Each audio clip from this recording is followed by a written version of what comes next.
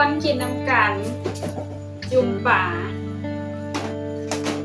กับเจล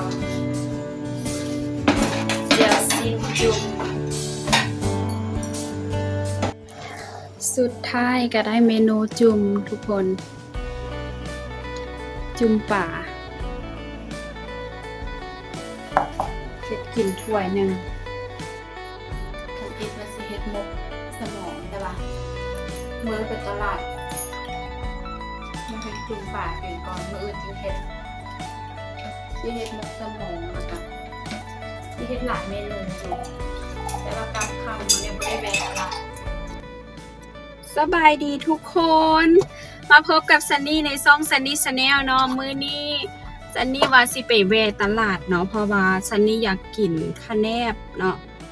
อยู่ไทยเอิ้นว่าจังได๋บ่ฮู้แต่ว่าบ้านซันนี่เอิ้นว่าคะแนบเนาะก็คือเอาไปหมกใบตองแต่ว่าเฮาบ่นึ่งบ่เฮ็ดหมกแบบเปียกๆหั่นนะเฮาจะเอาไปข้างไฟเนาะตัวนี้จะเป็นสมองหมูใส่ลิ้นงัวหรือว่าลิ้นหมูก็ได้เนาะแต่ฟังซื้ออาจจะเป็นตาย่านเนาะแต่ว่ารสชาติมันแซ่บหลายเวลาเขาเฮ็ดมามันจะบ่เป็นตาขี้เดียดนะมันแซ่บมันหอมเนาะแต่ซันนี่บ่ฮู้ว่าจะมีบ่เนาะอยู่ตลาดเนาะส่วนหลายซันนี่เห็นก็เห็นอยู่ตลาดลาวแต่ว่าส่วนหลายแม่ค้าจะไปซื้อเนาะส่วนหลายจะเป็นแม่ค้าที่ไปซื้อมาเฮ็ดขายตามห้างของกินสุกแบบนี้เนาะจะแม่ซันนี่ก็มักเฮ็ดคือกันตัวนี้โดนๆจะได้เทื่อนึงมื้อนี้ซันนี่สิไปเบิ่งเนาะว่ามันสิมีบ่เนาะแต่ว่าไปติดตามนำกันเนาะออกโครงการประมาณ 5 โมงไปฮอดเฮือนเนาะซาเนาะรถติดก็สิประมาณ 6 โมงแต่ซันนี่สิไปซอกเบิ่งเนาะว่ามีบ่ถ้ามีก็สิได้เมนูคะแนบสมองหมูจะไปติดตามนำกันเลยเด้อทุกคนเดี๋ยวซันนี่ขับรถก่อนทุกคนคือสิบ่ได้ไปตลาดละมื้อนี้ซันนี่มีแต่สิไปกินของกินอยู่อันนะหันบางเทื่อก็สิเฮ็ดจุ่มป่าบางเทื่อก็สิเฮ็ดข้าวซอยกินเพราะว่าข้าวซอยซันนี่เฮ็ดหน้าข้าวซอยป่าไว้แล้วเนาะมีแต่ลวกผักใส่ต้มน้ำกระดูกหรือว่าซีนบดเนาะต้มหมูสับใส่แล้วก็กินได้เลยซันนี่บ่ไปแล้วเบิ่งจากสภาพรถนี่ซันนี่คือสิไปฮอดตลาดประมาณ 6:30 นมันมืดหลายแล้วช่วงนี้กระตุ้ยแน่อดเอาก่อนสุดท้ายก็ได้เมนูจุ่มทุกคนจุ่มป่าเฮ็ดกินถ้วยหนึ่งปลาก็จะเป็นปลาตัวนี้เนาะเพราะว่าบ่ได้แวะตลาดรถติดแล้วมันค่ำหลายกันเลยว่าได้เมนูนี้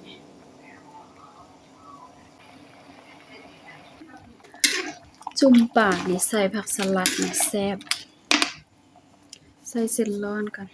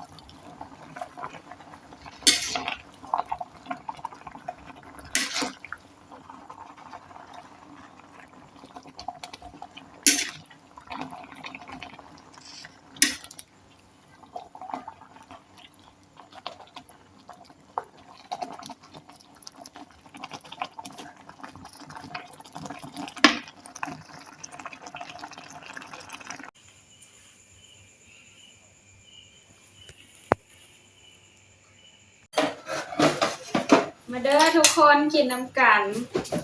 จุ่มป่ากับแจ่วซีนจุ่ม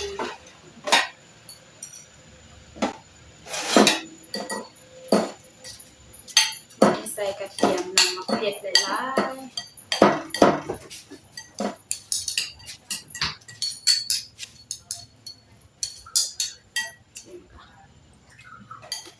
แซ่บ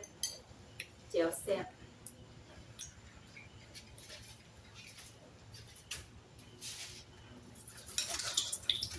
ถูกเลยคือว่าคิดว่า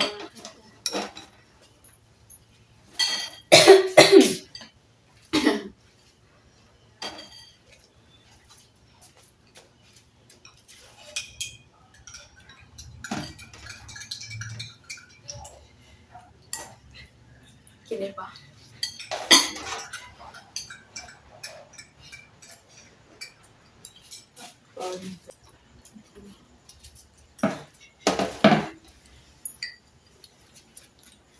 ปิ้งปลาบอกน้องมีจุ่ม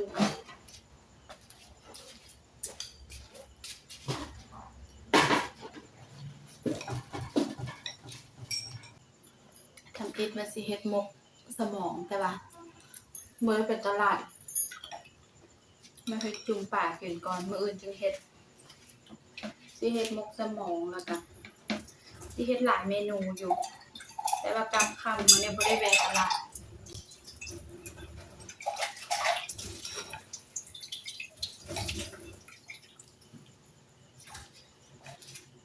เมนูลดหุ่น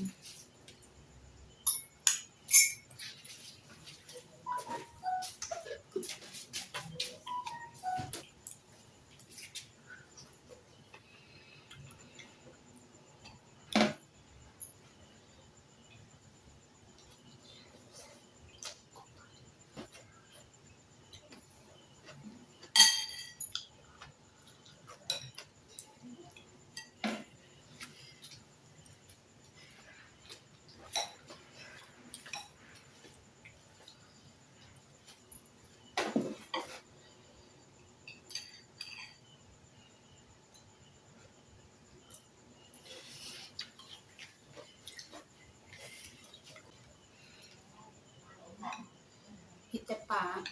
จุ่มปลาแดดปิ้งซีนแน่บ่มันเป็นซีนปิ้งปลาน้องสาวเอามาให้แซ่บปลาเนี่ยปลาแต่มันมีก้างหลายแต่ว่าแซ่บต้องได้ใจดีๆสันขาคอ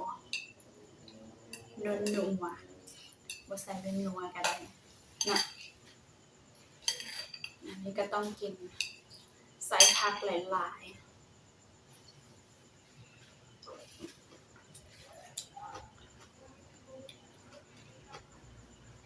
ๆผักก็ตอนใหญ่ๆแบบนี้คุยหมักเผ็ดใส่ครับกินคำน้อยแล้วแซ่บถ้วยใหญ่เติบเลยเนี่ยส่วนหลายก็เป็นผักเนาะมีผักขมเส้นร้อนแล้วก็ใส่สลัดนำสลัดกับจุ่มปลาแซ่บเข้ากัน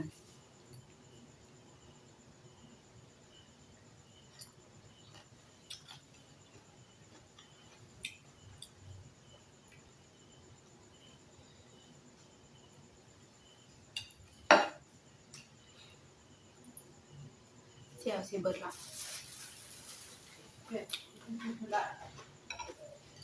ชิมน้ำมันเบิ่งก่อนเอาไปชิม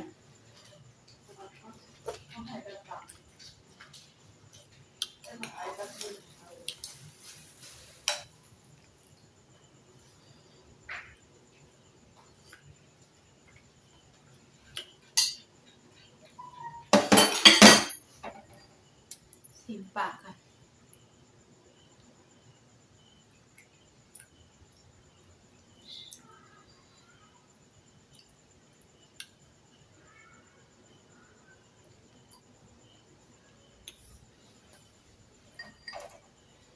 มีกลางหลาย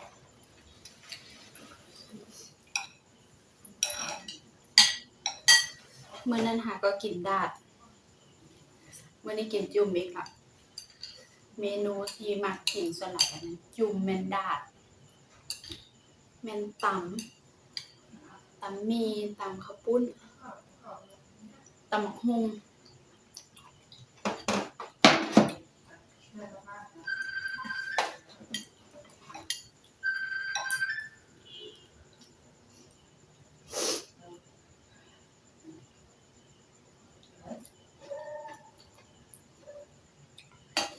ไปห้องการกับเมนูฮิตกันข้าวเปียกเฝอ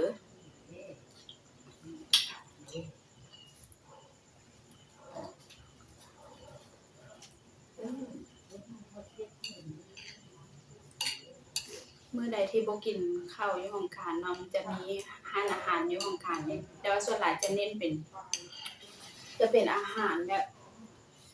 อาหารเวียดอาหารอีหยังนี่นะเน้นเป็นข้าวหลายกว่าเมื่อใดบ่อยากก็ไปกินเฟอกินข้าวเปียกแทนกับห้องการนั่นล่ะ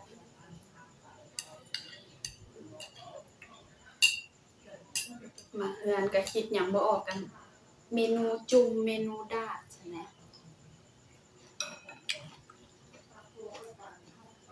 มันเฮ็ดกินง่ายแต่ว่าดาดนี่เอาท่าดนเนี่ยจุ่มนี่บึดเดียวเอาต้มน้ำฟดแล้วก็เอาใส่แล้วก็ได้กินละ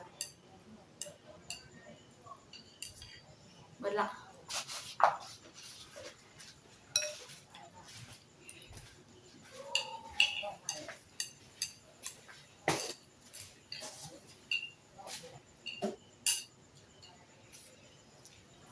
ลำไยอยู่ตู้เย็นเลย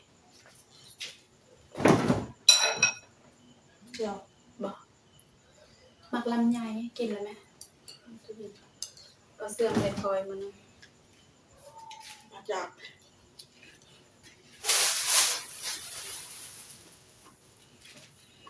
ลูกอันนี้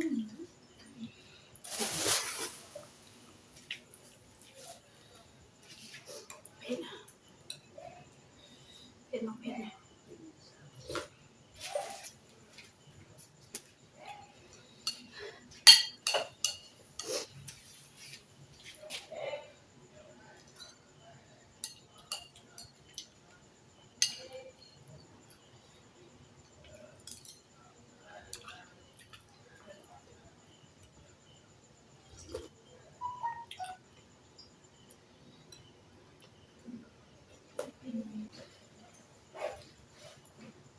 เส้นร้อน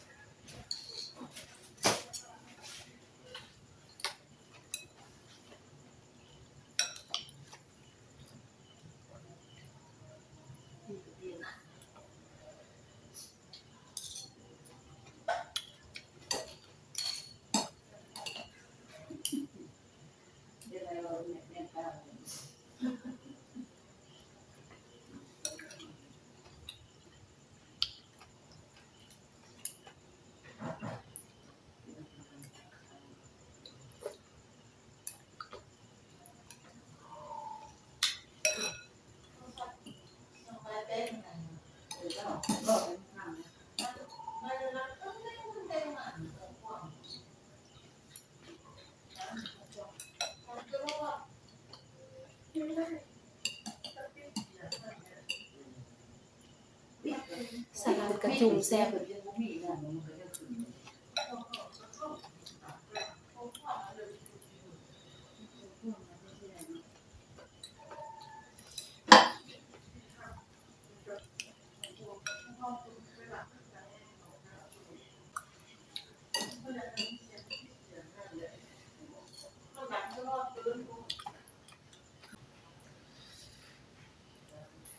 ทุกคนสำหรับคลิปนี้ซันนี่ขอตัวลาไปก่อนเด้อพบกันใหม่คลิปหน้าอย่าลืมกดไลค์กดแชร์กด Subscribe ให้ซันนี่เด้อบ๊ายบายไปดี